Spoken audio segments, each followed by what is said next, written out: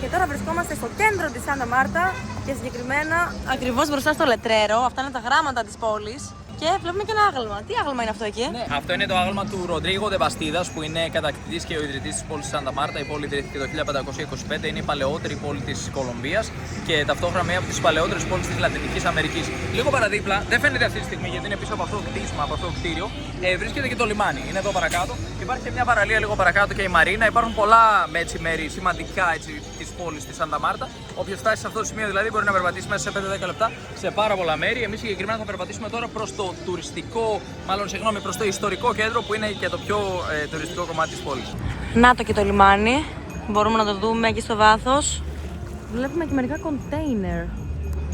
Ωραίος πεζόδρομος δίπλα στο νερό. Ένα νησάκι μέσα στη θάλασσα. Πολύ όμορφο. Και σε λίγο θα δεις και ο ήλιος. Τώρα περπατάμε στην λεγόμενη Plaza de Bolívar, δηλαδή την πλατεία του Bolívar.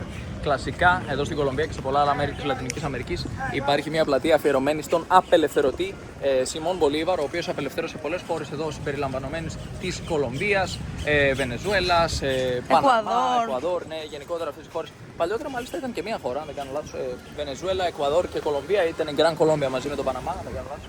Αυτό είναι το άγαλμα του Σιμών Μπολίβαρ. Γεννήθηκε στο Καράκας, στην πόλη Καράκας, που σήμερα είναι η πρωτεύουσα της Βενεζουέλας, το 1783 και πέθανε στη Σάντα Μάρτα εδώ το 1830.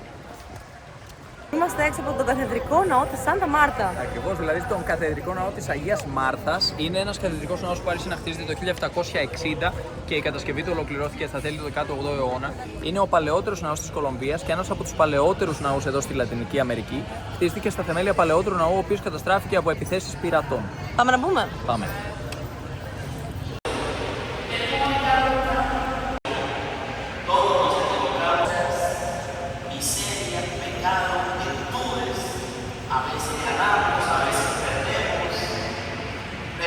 Και τώρα φτάσαμε στο Πάρκο των Ερωτευμένων, στην Plaza de los Novios ή Parque de los Novios. Αυτή είναι εδώ την πλατεία. Είναι ένα χαλαρό μέρος με παγκάκια, πολιτές, δέντρα, κάκτους, τέλεια θερμοκρασία. Ναι, είναι πολύ σημαντικό σημείο, παιδιά. Αν θέλετε να βγείτε στο ιστορικό κέντρο, στους πεζόδρομους που υπάρχουν εδώ πέρα, ελάτε εδώ σε αυτό το πάρκο και ακριβώς από δίπλα υπάρχει ένα σταυροδρόμι, στο οποίο μπορείτε να περπατήσετε, να χαθείτε στα στενά της πόλης, στο ιστορικό κέντρο. Είμαστε μέσα στο παζάρι με τα χειροποίητα εδώ στη Σάντα Μάρτα και βλέπουμε μερικά προϊόντα. Αγορά, τσαντάκια, καπέλα, ό,τι θέλεις μπορείς να βρεις εδώ. Ναι, μέχρι και πόνσο έχει και απορώ ρε παιδί μου, αυτό δεν κάνει ποτέ κρύο. Βέβαια μπορεί να είναι για κάποιον που θα ανέβει στο βουνό. Γιατί εδώ υπάρχουν βουνά που φτάνουν μέχρι και τα 5.800 μέτρα. Wow, έτσι, ναι. Νεβάδα, Μπορεί να τη θέλουν για διακοσμητικό, ξέρω εγώ. Πάντως εδώ έχει και ρούχα, μπλουζάκια με στάμπες. Ένα πολύ ωραίο, πολύχρωμο μέρος.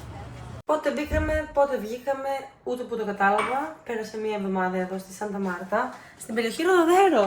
Μία από τις αγαπημένες μου περιοχές. 39 € και 90 λεπτά κόστησε το συγκεκριμένο σπίτι. Είναι σε ένα κοντομίνιο με 18 όροφους, γυμναστήριο, πισίνα και έτσι κάπως λίγο χλιδά το κτίριο, θα το χαρακτήριζα. Οπότε αισθανθήκαμε λίγο εκτός των νερών μας. Πλάκα, Ναι. έτσι, είναι λίγο...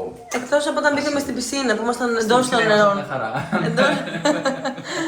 Εδώ βλέπουμε τον χώρο που μπορείς να πλύνεις τα ρούχα σου ή να καθαρίσεις σκούπα, φαράση κτλ. Φαράση, ψυγιάκι επίσης για την παραλία, άμα το χρειαζόμασταν. Φεύγουμε εμείς. Ναι, εμείς ετοιμαζόμαστε για το check-out.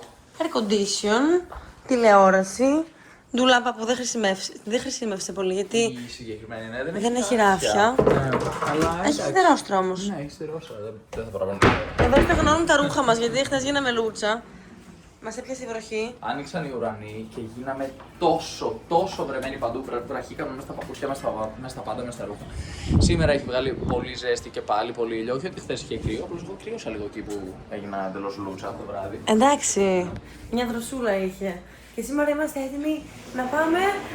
Πού να πάμε, τα Ηρώνα! Los Naranjos συγκεκριμένα λέγεται η περιοχή. Εν τω μεταξύ μας πρέπει να μετακομίσουμε αυτόν τον καναπέ πάλι πίσω στην original ναι, θέση. το βάλαμε στο λάθος σημείο.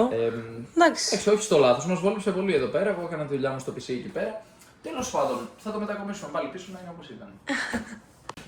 Εντάξει, τα πήγαμε πίσω. Εντάξει, θα πάμε πάλι πίσω εκεί που ήταν όταν πρώτα πήγαμε στα σπίτια. Αυτή εδώ είναι η καταπακτή που πετάμε τα σκουπίδια μας μέσα στο κτίριο. Ναι, εδώ μέσα πετάς τα απλά σκουπίδια, τα κανονικά σκουπίδια, μία ανακυκλώσιμα.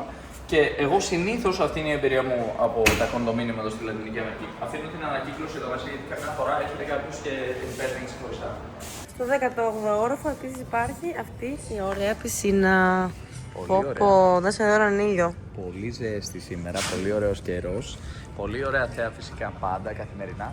Θάλασσα. Ο κόλπος της Γκάιρα, αν δεν κάνω λάθος ονομάζεται αυτό εδώ το τμήμα. Δεν είναι ο κόλπος του Ροδαδέρο που είναι λίγο πιο κάτω. Στο βάθος υπάρχει και μια πισίνα που έχει μέσα δύο μικρές πισινούλες. Πολύ ωραίος Από χώρος. την άλλη λες.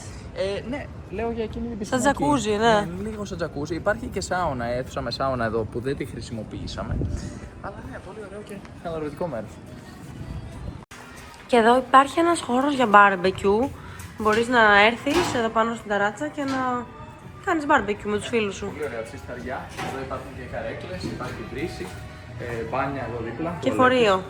Ναι, Για όποιον φάει πάρα πολύ. Θα υπάρχει μια δεύτερη πισινούλα, η οποία είναι πιο ορυχή, πιο πριβέ περιοχή, θα τη χαρακτήριζα έτσι, τη συγκεκριμένη Ναι. πισίνα.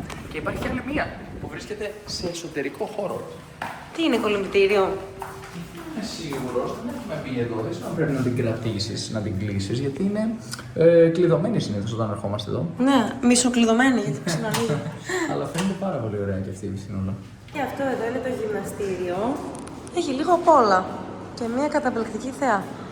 Ποδήλατο, διάδρομο, στρωματάκια, σάκο, μονόζυγα και καταπράσινους λόφους.